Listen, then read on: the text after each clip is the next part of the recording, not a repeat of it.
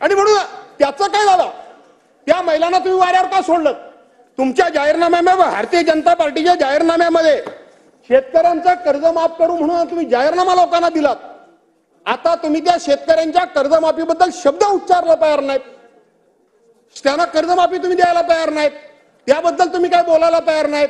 तुम्ही सभागृहामध्ये बोललात अध्यक्ष महोदय, आपल्या लोकांना निवडणुकीमध्ये तुम्ही बोललात, त्याची पूर्तता ही सरकारने सरकार म्हणून तुम्हाला करायची आहे. गेल्या इतक्या वर्षामध्ये 1962 सालापासून आज तगायत एवढी मोठी कधी सरकारी पक्षाला मेजॉरिटी मिळालेली नाही, कधीच नाही. कैलासवासी यशवंतरावजी चव्हाणांच्या कारकिर्दीमध्ये 212 आमदार फक्त एकदा निवडून आले होते. बाबा आम्हाला दुःख नाही, अजिबात दुःख नाही. मी तर कधीच कोणावर जळणारा माणूस नाही. जे आहे प्रत्येकाच्या नशिबाने ते घडतं, त्याची चिंता करायची गरज नाही. पण अशा पद्धतीनं तुमच्यावर लोकांनी विश्वास ठेवला आहे कुठं काय आहे काय?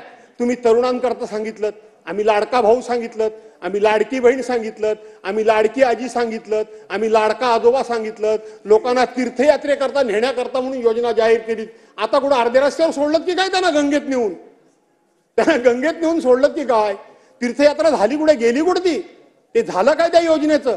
ती योजनेचा पत्ता नाही. असं करू नका, असं करू नका. अध्यक्ष महोदय, आज तरुणांच्या बेकारी करता काही चालू नाही. आता ह्याच्या बजेटमध्ये उल्लेख सुद्धा नाही. आणि म्हणून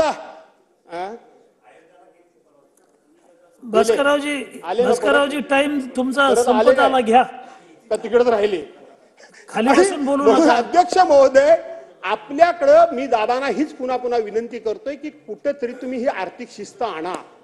हे सगळं भावनिक आता बंद करा, भावनिक बंद करा दादा. कठोर घ्या भूमिका. राज्य वाचलं पाहिजे. केवळ अशा पद्धतीचा आता 5 वर्ष तर तुम्हाला काही धोका नाही, काहीच धोका नाहीये. आता आपसातच काय केलं तर फक्त आम्ही काय आता काय आमच्याकडून काय होण्याची काही शक्यता काही नाहीये. आणि म्हणून आमच्याकडून काय होण्यासारखी शक्यता नाही. आणि म्हणून अशा पद्धतीनं दादा हा विचार करू नका. दादा, दुसरी गोष्ट तुम्ही या ठिकाणी सांगितलं की 2 रेल्वे स्टेशन जोडण्याकरता म्हणून, मेट्रो स्टेशन जोडण्याकरता म्हणून आम्ही त्या ठिकाणी सरकार मार्ग बांधणार. सगळे विमानतळ हे एका तुम्ही खासगी विकासकाला देता, अदानी सारख्या माणसाला सगळे विमानतळ देता, आणि त्या 2 विमानतळाला जोडण्याकरता म्हणून त्या ठिकाणी मेट्रो रेल तयार करणं किंवा त्याला त्या ठिकाणी कनेक्टिव्हिटी तयार करणं ही जबाबदारी शासनाची का, सरकारची का? ज्यांना हे विमानतळ दिलेले आहेत त्यांची ही जबाबदारी आहे दादा. आपण त्यांना कशा करता तयार करून द्यायचं?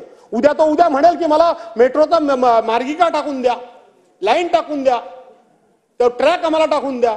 आपण त्यांना देणार आहोत का? त्यांना आपण देणार आहोत का? आणि म्हणून ही जबाबदारी सरकारनं आपण कशा करता घ्यायची याचा सुद्धा विचार हा सरकारने त्या ठिकाणी करण्याची गरज आहे. अध्यक्ष महोदय,